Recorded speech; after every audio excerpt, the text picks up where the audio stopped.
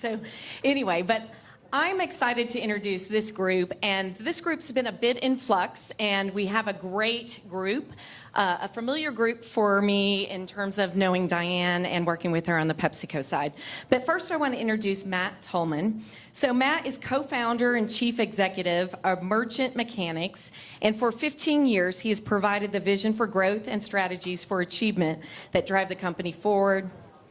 His research background includes original studies of visual perception, spatial navigation, shopper behavior, and he's got an assortment, if you look at the bios, of journal articles.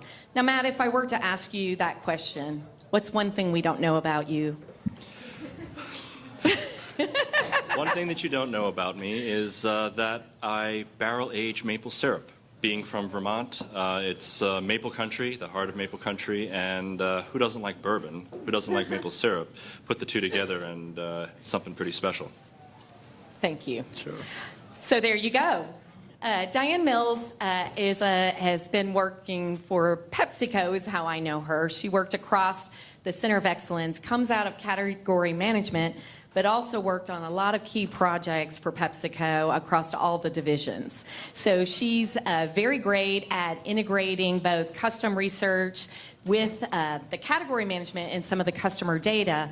And now she's at Estee Lauder. You've been there how long? 6 months so far. 6 months. And I asked her that question, what's one thing I didn't know about her? That she volunteers on the weekends as an EMT. So that's impressive. If anybody has an emergency today, we should be in good hands. And she's going to tell us a little bit about what they're doing at Estee and how they're incorporating some of these techniques. So we have an audience or a panel that has a variety of skill sets and also levels of integrating it into their organizations. And then Andy Smith likes chocolate, so the good thing is that he's with the Hershey company. He's been there about 9 years. Your background before that, you came from? Actually, I started out, things people don't know about me, driving a truck for Frito-Lay, so we have something in common. Oh, nice. Awesome. And spent time in Nabisco and Mars.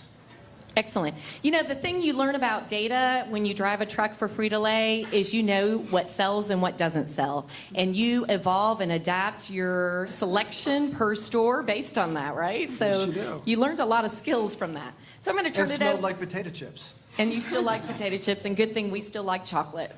So welcome. Thank you, Michelle. As she mentioned, we have a terrific group of panelists here, and my job is to make sure that we're getting some interesting insights out of them. They seem more than willing to share, and you should know that they kind of jumped on board at the last minute. So we didn't have a lot of time to prepare, so this is a little bit ad hoc, but we had a little bit of time to talk. So without further ado, I'd like to just sort of give a little perspective on the two sides of the continuum that was represented here. On the first side, the application of some of these non-conscious measures is sort of emerging at Estee, and at Hershey they are a bit more entrenched in terms of their process. So to start off, I'd like to ask you, Diane, the question: how did you become aware and interested in applying these measures at Estee? Okay, great. Thanks, Matt. Good morning. As Michelle mentioned, I recently joined the Estee Lauder companies. I was brought on board to start their Shopper Insights department. And our brands include, if you're not familiar, guys in the room, you may not be, it's Estee Lauder, Clinique, MAC, Bobbi Brown, La Mer, Origins, Aveda, among other brands. Now, does anyone have any of these brands in their house? This is the audience participation. Yay. So what I want you to do, because I'm deeply immersed in the shopping aspect, is think back, for those of you that made that purchase, think back to the last time you were in the store. I'm going to go out on a limb here and say you purchased this in a store and not online. And it was probably a department store. It might have been a Sephora. You may have purchased it, in one of our company stores, like the MAC store, very popular. So think about that, really think about your motivation for purchasing. And when you think about the motivation for purchasing, you probably didn't go there to buy makeup, skincare, or fragrance. You maybe went there to reward yourself. You may have went to renew your look. I know I go there to look and feel younger. Maybe there's some products that can help me with that.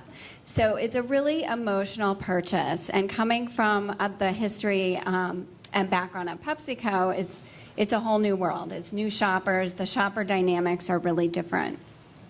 So as we think about how we're going to learn about how people shop, there's really, to break it down into, just how I like to talk about it at my organization, it's called the do, say, feel model. What are shoppers doing? What are they saying is driving that behavior? And what are the feelings that are driving that behavior? So to really understand all of those three components, what we're doing is working with some key vendor partners to help to translate some of the neuroscience techniques to an in-store environment. So a lot of the work that I do is in the store. It's on the go. We can't bring a lot of equipment. When you're women in the room and you're shopping for makeup or skincare, you don't want anything on your face. You don't want any goggles. You don't want EEG bands, etc. So we're looking into some techniques and co-developing some techniques to really measure how our shoppers feel when they're in the store, when the beauty advisor is talking with them, as they're buying product and as they're leaving. So to really be able to kind of get underneath some of those behaviors to understand that better. That's extremely insightful, because it tells me that there are unique contexts in the real world where the different measures have a place that in other contexts present a challenge. So how is it that you can obtain the same types of information that are meaningful and insightful in the same capacity as those which may be closer to a gold or silver standard, that require some more invasive techniques? And while some of those aspects might seem, as was mentioned in a preview by Horst earlier this morning, as magic, that soon there will be technologies that are able to access, and we've seen into some of those just recently, that would allow for the same types of information to be accessed. Experience is going to be key there. I think that there's going to be an enormous amount of I don't say trial and error, but experimentation that's going to yield a lot of these linkages between those technologies which are just emerging now, which are able to identify what will ultimately be the groundwork that's being established now using some of the more connected types of technologies involving electrodes and things of that nature. On the other side of the coin, there is a deep history in terms of some of the techniques that are being used. And Andy, I'd like to pose the question to you. Having used a number of these techniques, what were some of the challenges that you found in getting the initial buy-in from the internal organization, and then ultimately what were the most successful aspects of the studies that yielded repeat usage?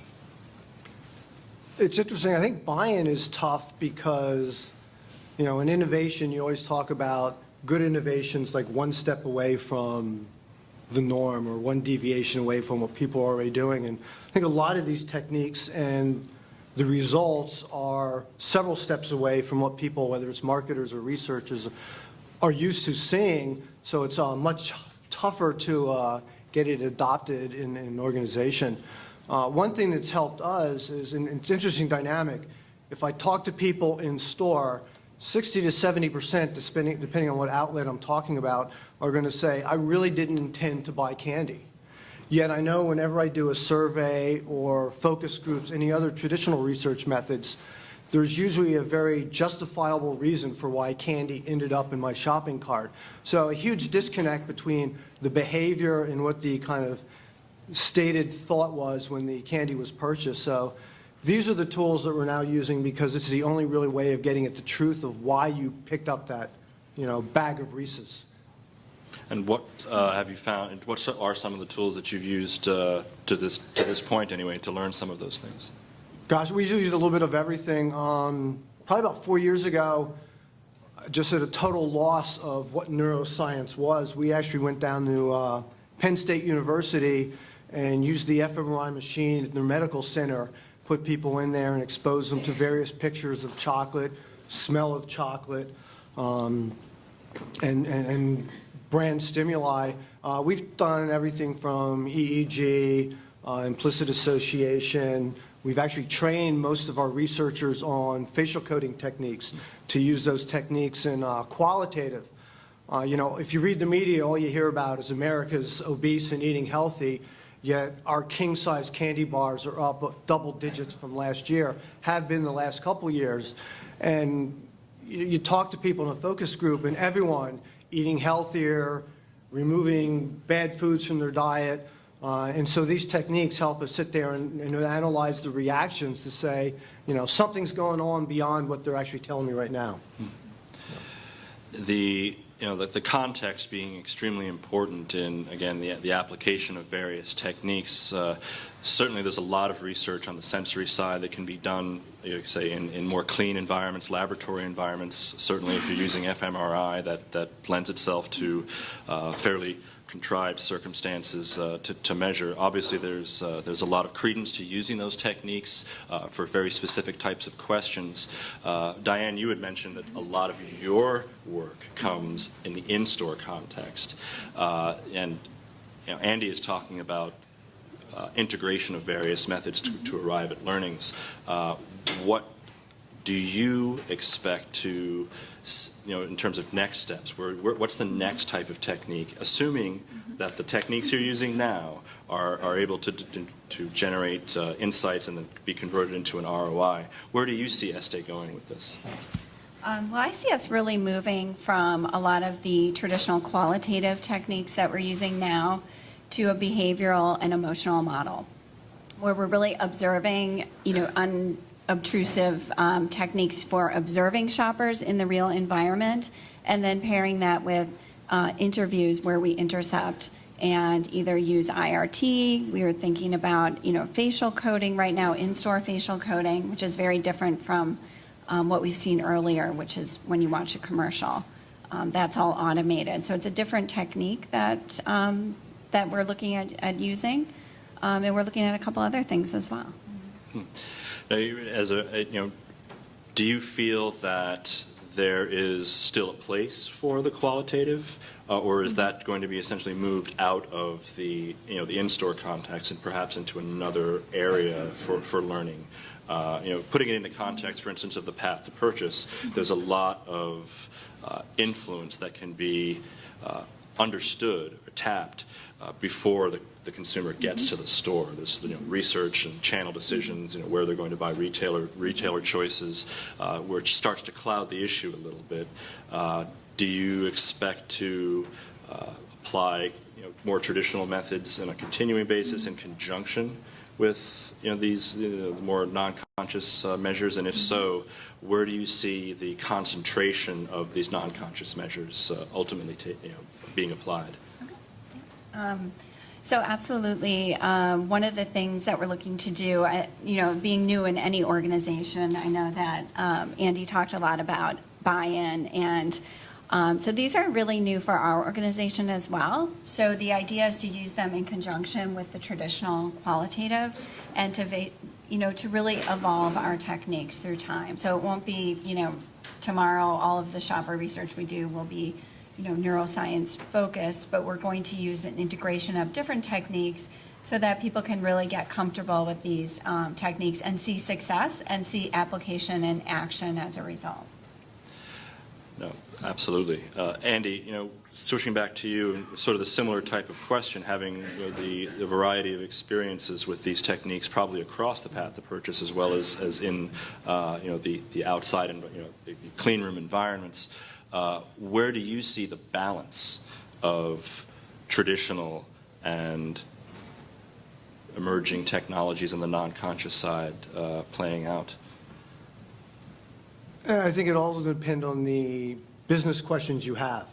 So for us, our path to purchase is interesting. It's all about triggering versus being written down on a shopping list. So we're going to have to use even more of these techniques going forward, because people don't set out on the day saying, I'm going to buy candy. It just kind of happens. Something triggers that emotional reaction. So we're using a lot of these tools to really go from emotional copy to in-store to packaging, keep it consistent, driving that triggered purchase, but we still need the, qualitative and traditional quantitative tools to give us the why, because the insight's going to come from, multiple sources and putting together that kind of aha from different studies. Mm-hmm. And you've mentioned a couple of opportunities using these techniques to identify the discrepancies between what consumers say versus what they do. Have you seen any disconnects between the non-conscious measures and, for instance, what you would expect the consumer to have said or have heard that they say, which be tied to the kinds of things that they would ultimately do? To boil that down, essentially, you've got a triangulation of information here. You've got the think, the say, and the do, or the feel, the say, and the do. Where have you seen the biggest disconnects, aside from the one we're most familiar with, which is they'll say something and do something different? And less about, I guess, acting, but more about from a brand equity perspective. It's really interesting. We did a project on Reese packaging.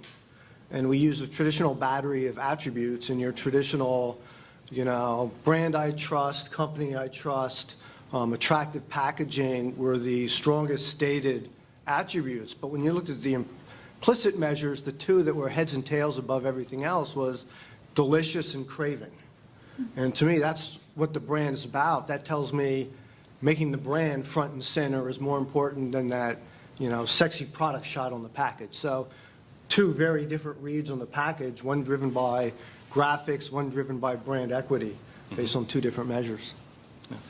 Similar question to you, Diane. In terms of the measures that you have at your disposal right now, do you have any aspirations or hopes in terms of uncovering any of the nuances in terms of the experience that the shoppers will receive as a function of the brand, not just whether or not there are triggers at play in terms of stopping a shopper as they're walking down the aisle. Certainly there are a lot of tactics that can be deployed to do that, but to extending it past the purchase, what kinds of insights are you hoping to glean from this kind of research? So we're hoping to uncover some of the true feelings that shoppers are having while, before the store, while they're in the store, while they're speaking with the beauty advisor, to after. I mean, there's a lot of different components there to look at. Because a model today, the model of Sephora, is working so well, the question is, there's no beauty advisor there. I mean, there are, but they're very limited. So how is that model really changing? What kinds of emotions are different when you're shopping, a store model like that versus the traditional department store model? Some interesting food for thought, to be sure. I think that some of the applications of the non-conscious measures are becoming ever more apparent with each of the sessions that we're having this morning. I'd like to thank our panelists for sharing their insights and time, and I'm going to hand it back to Michelle as we continue the morning. Thank you very much.